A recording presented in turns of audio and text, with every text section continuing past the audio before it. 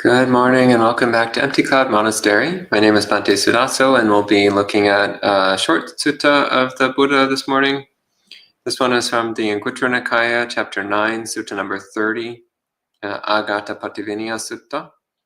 So I'll start with homage to the Buddha and then I'll read through the discourse and give some explanations, and then I'll take any questions at the end.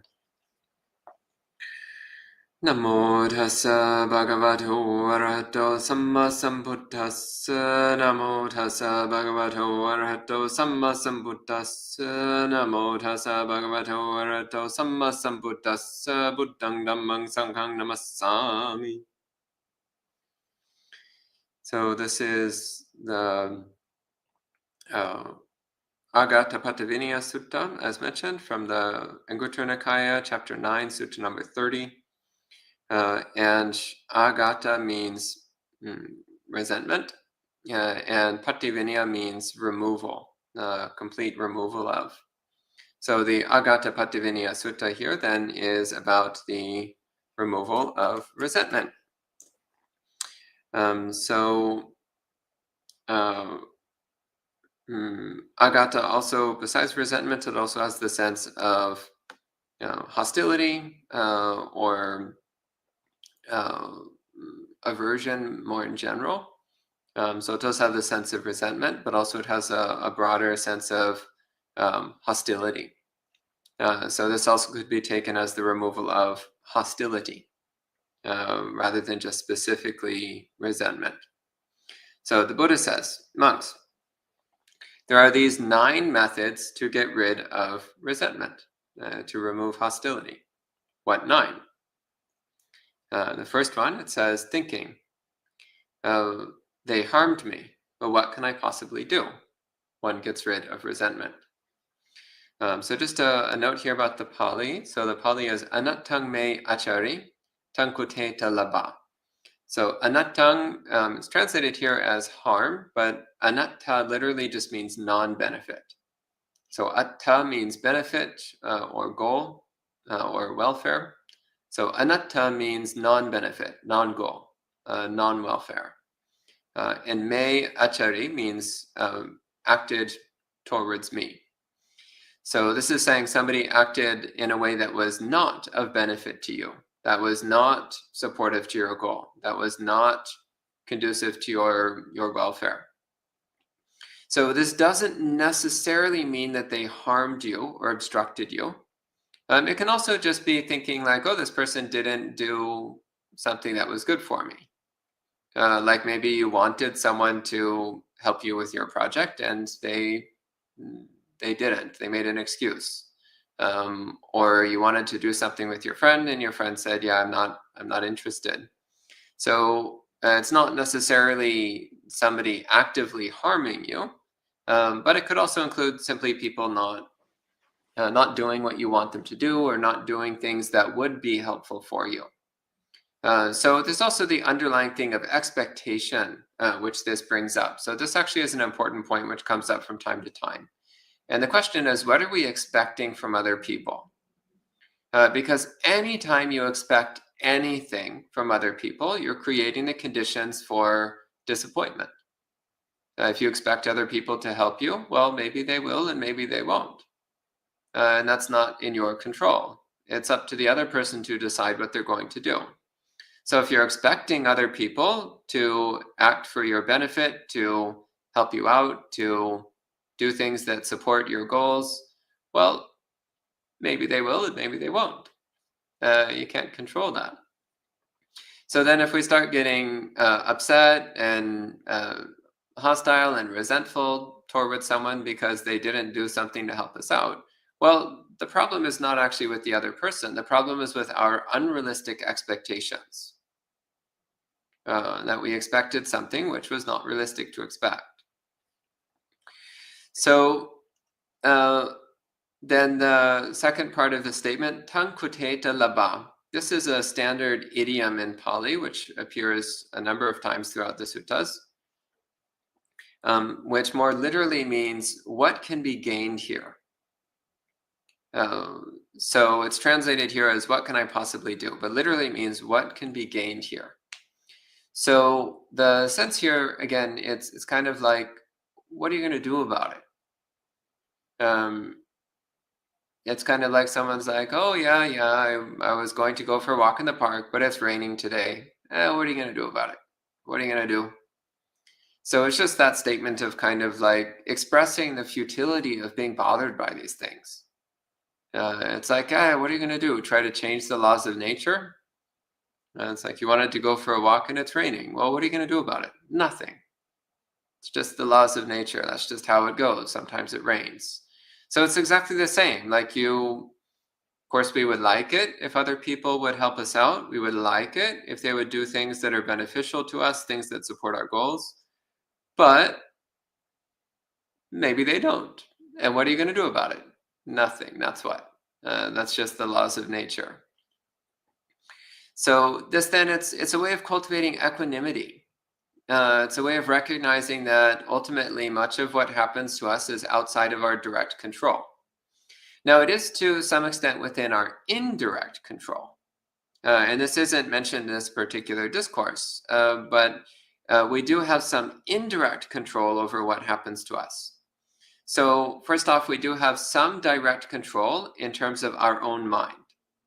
And that in each moment we can make choices with our mind, which then affects our mental condition to some degree. And of course, we also have indirect impact through karma. So for example, if we choose to help other people, if we choose to support the goals of other people, if we choose to act for the welfare and benefit of other people, then that creates karma of being helped, of being supported. So that then means at some point in the future that karma will come back to us and express its result. And that result might in fact be the other people helping us or other people acting to our benefit or supporting our goals. But we don't know when that will happen, and we don't know exactly what shape or form it's going to take.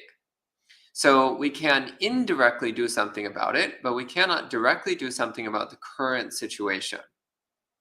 The only thing we can do about the current situation is to choose whether we're going to produce a wholesome mind state or an unwholesome mind state. So again, coming back to this situation that's presented in the sutta, anattang me achari. So they did not do something that was beneficial to me. They did not help me. They did not support my goals. Well, what can you do about it? Nothing. Can't do anything about it. What we can do is decide whether we're going to produce hostility, resentment, irritation, or whether we're going to produce equanimity, serenity, contentment. And comparing these two mind states, we can see hostility, resentment, irritation are unwholesome, unhappy mind states. They produce more suffering, more confusion, and make it more likely that we will generate even further bad karma. Whereas the mind states of serenity, equanimity, tolerance, forgiveness, acceptance, these are mind states which produce happiness and serenity in that present moment. So they produce sukha, they produce a pleasant experience right now in this moment. And they also help to support us making good karma, which means that we'll actually be more likely to get what we want in the future. So this actually is the consideration. Like, well, what can we do about it? Well, what we can do about it is to control our mind, control our reactions, control our attitudes. That's what we can do. We can choose to relinquish our negative response, our tendency towards resentment or irritation, and instead we can choose to produce contentment, acceptance, tolerance, forgiveness, and therefore point the mind towards the Dhamma, point the mind towards awakening. And then the next one is, again, the thought, they are acting for my non-benefit.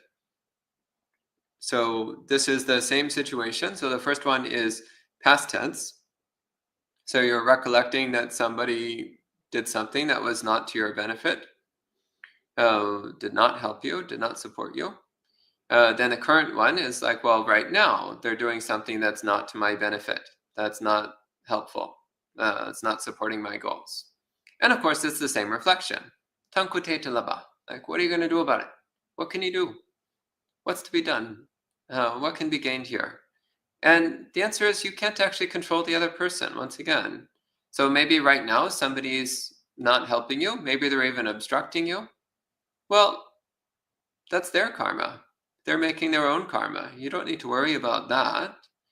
Instead, you just need to be concerned about controlling your own mind, not giving rise to unwholesome states, and instead trying to produce and maintain wholesome states of mind. And then the third one, similar, you think, oh, they will act for my non-benefit, which is speculation. We actually don't know. The future is unknowable. So this is where you suspect that in the future, somebody will not be helping you, will not be supporting your goals, will not be acting for your welfare. They might even be doing the opposite. They might be harming you or obstructing you. Well, once again, you can't control other people. You can only control your own mind and do your best to make wholesome choices. So towards the behavior of other people, our practice is equanimity.